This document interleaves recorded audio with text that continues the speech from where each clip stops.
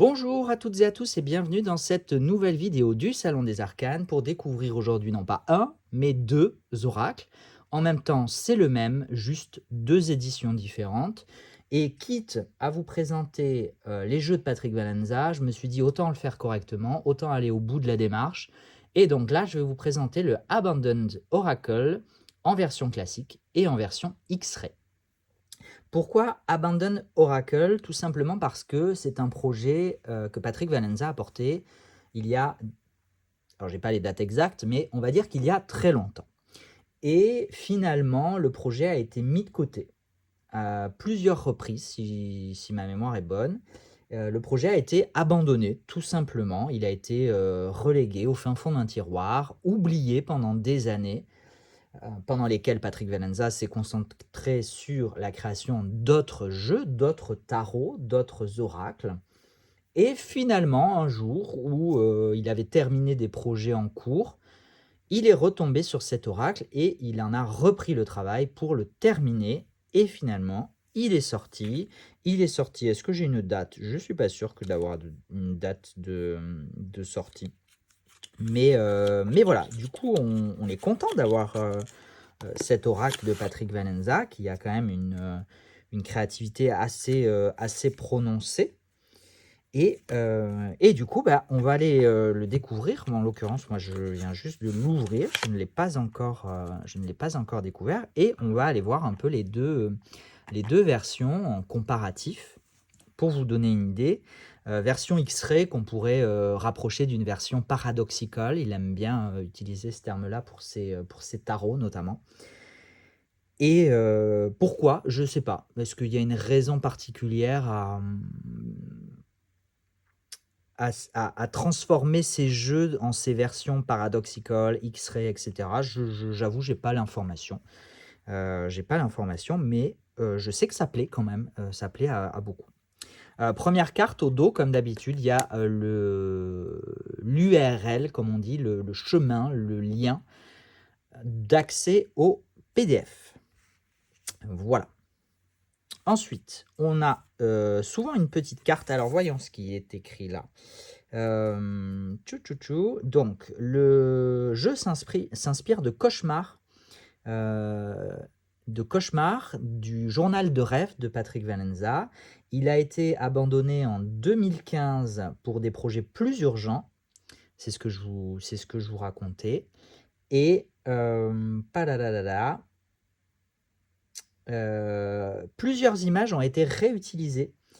Plusieurs images oubliées de ce tarot ont été réutilisées, retravaillées, reimaginées afin d'être incluses dans l'oracle Deviant Moon à venir aux éditions US Games. Voilà, je n'ai pas de date encore, je n'ai pas d'informations sur la sortie, mais je sais qu'il est très très attendu et évidemment que je m'en procurerai en quantité bien évidemment très importante. On passera une très très très grosse commande. Je pense qu'il faudra au minimum une centaine d'exemplaires et j'ai très très hâte aussi de découvrir ce futur oracle. Mais revenons à cet oracle abandonné. Il a déjà été abandonné, alors évitons de l'abandonner à nouveau. Patrick nous dit que l'oracle a crié pour voir le jour, pour naître, et donc ça y est, finalement, on y vient, il est là, et on adore découvrir les jeux de Patrick Valenza. Au niveau de la qualité des cartes, c'est comme d'habitude, je vous renvoie aux vidéos précédentes, on est sur une qualité qui est tout à fait correcte, qui correspond à des jeux de cartes classiques, des jeux de cartes à jouer par exemple, d'édition grand public, mais comparé à l'importance de Patrick Valenza dans le milieu de la cartomancie, comparé au prix d'une édition indépendante et auto-éditée, on aurait pu souhaiter, certaines auraient pu souhaiter une qualité de carte un petit peu plus importante, mais elle est à mon sens tout à fait acceptable, avec un fini mat comme d'habitude, mat mais lisse, donc qui glisse parfaitement bien. Je vous dis, c'est un qualité jeu de cartes classique. Voilà. Et donc, on va aller découvrir ce jeu de 52 cartes. Il aime bien, a priori, faire des jeux de 52 cartes. C'était déjà le cas du Garden of Lucid Daydreams, qui contenait également 52 cartes. Et là, par contre, on est sur une taille de carte qui se rapproche, à mon sens, d'une taille de carte de tarot. Je vais juste aller vérifier. Hop. En comparaison, oui, voilà, c'est exactement une taille de carte de tarot. Là, en l'occurrence, j'ai pris le Triomphide et la Luna version Paradoxical Rose que je vous présenterai puisque du coup, je l'ai ouvert à l'occasion. Quelqu'un m'a posé une question et je l'ai ouvert pour répondre à la question et du coup, autant que j'en profite pour faire une autre vidéo de ce tarot. Allez, sans plus tarder, on y va et moi, je vous présente donc à gauche la version classique, à droite la version X-Ray. Et effectivement, de prime abord, on peut déjà constater que même si les images sont identiques, l'énergie qui se dégage de ces deux jeux est totalement différente. Totalement différente. Alors, je vous ai dit en introduction, le jeu s'inspire des cauchemars de Patrick Valenza, hein. De toute façon, Patrick Valenza, il a quand même un univers à lui très particulier, assez cauchemardesque effectivement, assez horrifique, idéal pour les périodes d'Halloween. Je vous ai pas dit, mais du coup le dos est réversible, mais encore une fois, c'est un oracle, donc voilà. Est-ce qu'il y a matière à utiliser l'oracle en version réversible ou pas? Je ne sais pas. En tout cas, moi, c'est la première fois que je vois ces illustrations et j'aime beaucoup. J'aime beaucoup, je trouve qu'il se dégage vraiment quelque chose de ce jeu. Et très sincèrement, j'aurais du mal à choisir entre les deux éditions.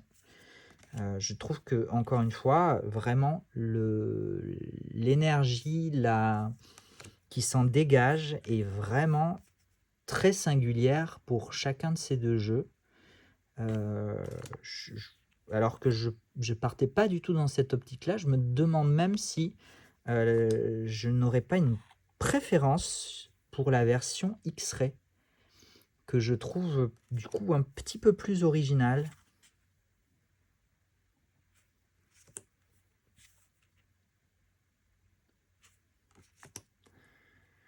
Au niveau des illustrations, bon, vous l'avez vu, mais il faut que je meuble un peu, hein. Illustration pleine page avec par contre un cartouche en bas de la carte avec le nom. On a le numéro cette fois, toujours, et le nom de la carte. Ce qu'on n'avait pas, si vous avez vu la vidéo précédente, dans le Garden of Lucid Daydreams Oracle. Du coup, c'est quand même beaucoup plus... je trouve que c'est quand même un petit peu plus abordable, un petit peu plus simple d'établir une signification lorsqu'on a le nom.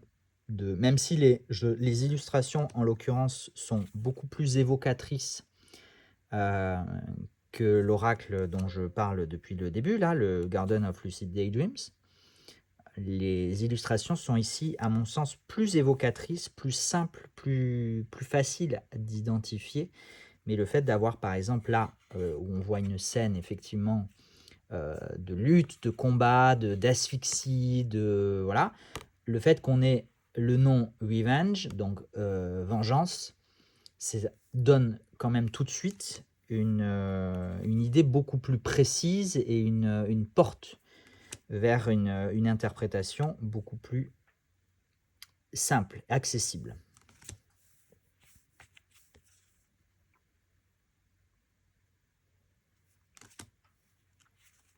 En fait, il y a des illustrations que je préfère en version classique et des illustrations que je préfère en version X-Ray. Voilà. Je crois que ça résumera finalement mon appréciation de ces deux jeux.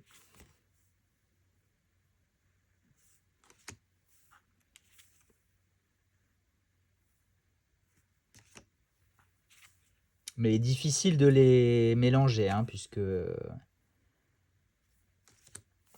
n'ont pas exactement le même dos.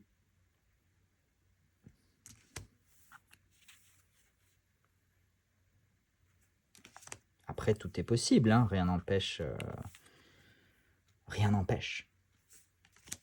de faire comme vous voulez. N'oubliez pas, faites-vous vos propres référentiels et vos propres pratiques.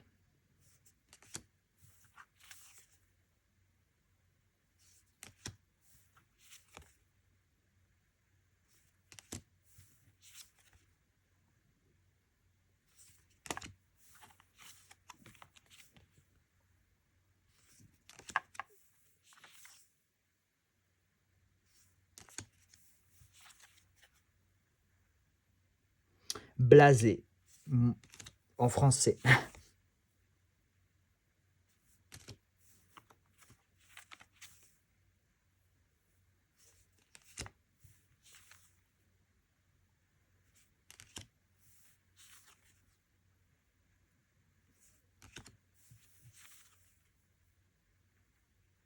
Et on termine donc